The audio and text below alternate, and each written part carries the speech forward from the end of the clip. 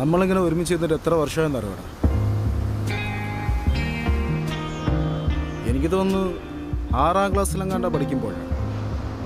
എൻ്റെ അമ്മോ, 18 വർഷം.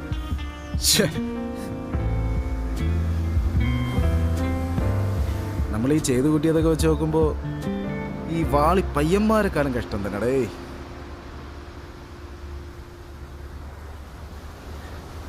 എന്നാലും നിന്റെ വലിയച്ഛൻ നിനക്കിட்ட പേര് കൊള്ളാടാ,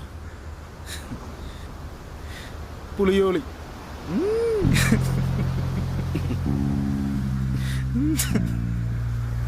അങ്ങേര് പുളിയോളി എന്ന് എന്നടാ വിളിച്ചത്. എന്ത് ദേഷ്യം പറഞ്ഞ? അപ്പൊ എനിക്കെന്ത് മാത്രം വന്നതാണോടാ?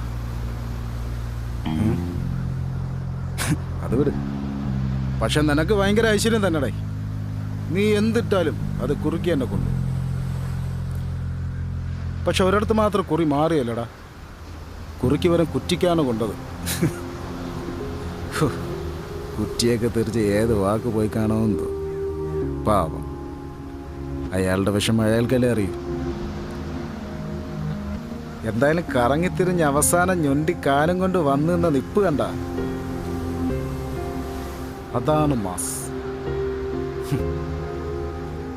വാ.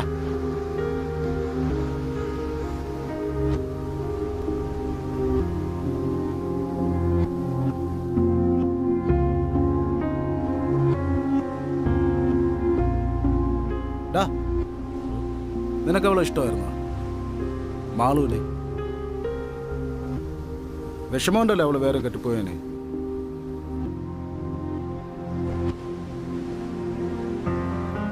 അവസാനം എങ്ങാണ്ടുള്ള ഒരുത്തം വന്ന് അവളെയും കൊണ്ടങ്ങ് പോയി. പോട്ടെ, അവള് വേദന ഉണ്ടല്ലേ?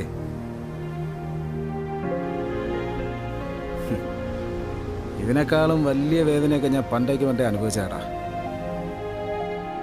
ഈ ആൾക്കാർ ഒറ്റപ്പെടുത്തുമ്പോഴുള്ള ഒരു വേദന ഉണ്ടല്ല, അതും ഒന്നു പറഞ്ഞുകൂടാത്ത പ്രായത്തിൽ നമ്മൾ അനുഭവിക്കുമ്പോഴേ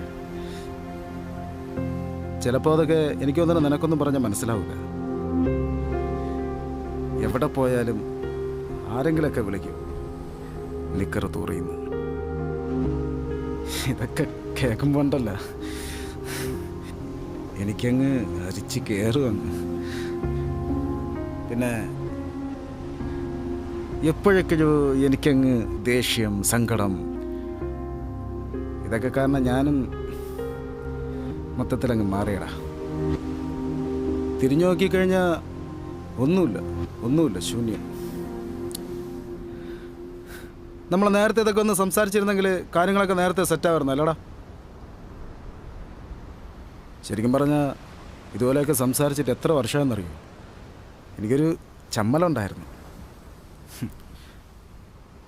എന്നാലും എൻ്റെ പൊന്നപ്പി, അറിയാതെ പോലെ ആർക്കും ഇങ്ങനത്തെ ഒരു ഊളപ്പേര് ഇട്ട് കൊടുക്കല്ലേടേ. എന്താ ഞാൻ പ്ലാൻ ചെയ്തത്, പക്ഷെ അതിന് നിക്കറിട്ട് കൊടുത്തവനാ അല്ലടാ. അതുപോലെ നിക്കറും കൂടെ ഉള്ളപ്പോൾ സേഫ് ആയില്ലേ നീ?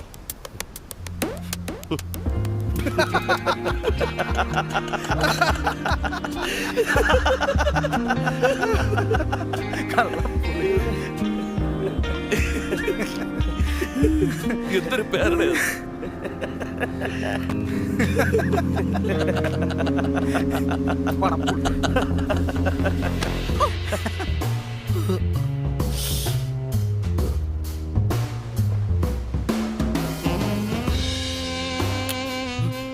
ചാർലി.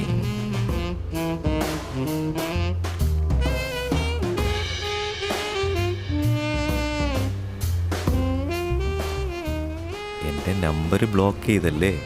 ഇടില്ല ഞാൻ. എന്താ ഇവിടെ ത്രീസമ്മാ? Relax, cool man, cool. എനിക്കിവിടെ ഒരു റിസോർട്ടുണ്ട്, വിട്ടാലോ? ഈ മയറിനുള്ള മറുപടി നീ പറയണോ ഞാൻ പറയണോ? ഏയ് ഒന്ന് അടങ്ങടി പൊന്നേ.